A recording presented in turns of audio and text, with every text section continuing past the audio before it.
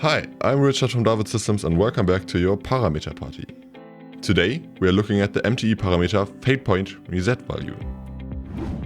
This parameter defines the behavior in the multitrack page when a fadePoint is double-clicked.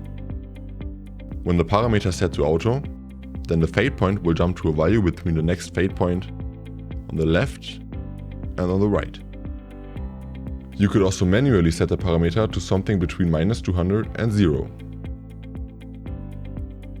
The value should be a non-positive number, and you could also add 2 decimals.